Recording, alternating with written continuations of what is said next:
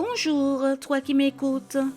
Pour le 19 septembre, la méditation s'intitule Objet perdu et trouvé. Car le Fils de l'homme est venu chercher et sauver ce qui était perdu. Luc 19, verset 10.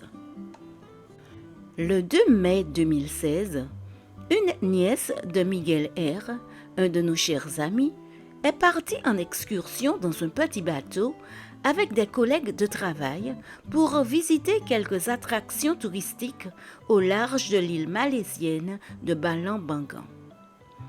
Bien que la mer soit un peu agitée, les conditions météorologiques étaient bonnes et ils prévoyaient d'être de retour dans quelques heures.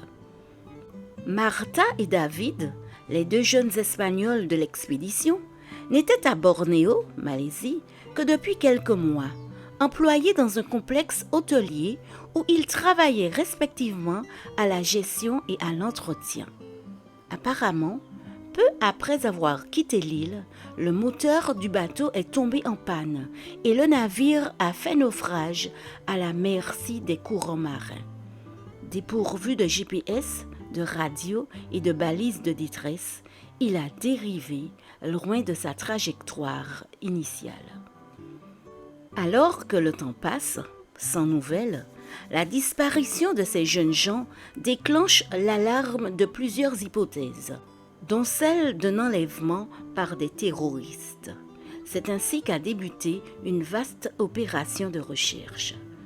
Après beaucoup de prières et une mobilisation minutieuse des ressources, les jeunes gens ont été retrouvés vivants le 12 mai 2016 à bord d'un bateau de pêche vietnamien après 10 jours éprouvants perdus en mer, sans nourriture, sans eau, sans radio, sans rien. Notre ami Miguel, un contrôleur aérien qui s'était envolé pour la Malaisie à la recherche de sa nièce bien-aimée, n'a pas trouvé les mots pour décrire sa joie de pouvoir la serrer à nouveau dans ses bras. Le gouvernement espagnol a remercié le gouvernement malaisien pour ses efforts dans la recherche des disparus.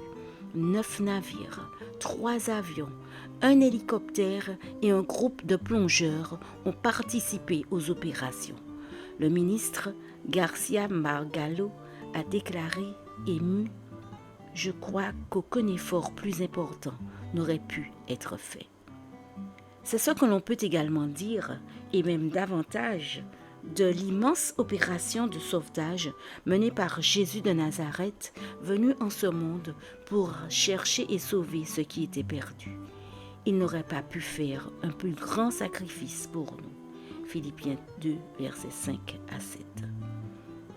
C'est un honneur pour nous de savoir qu'il a confié à ses disciples la poursuite de cette grande opération de salut. Car combien d'êtres humains sont aussi perdus et sans but, naufragés dans leurs problèmes, incapables de s'orienter, entraînés par leur propre malheur vers une mort certaine. Seigneur, je veux travailler dans ton équipe pour continuer à chercher les personnes que tu es venu sauver. Amen. Bonne journée sous le regard de Dieu.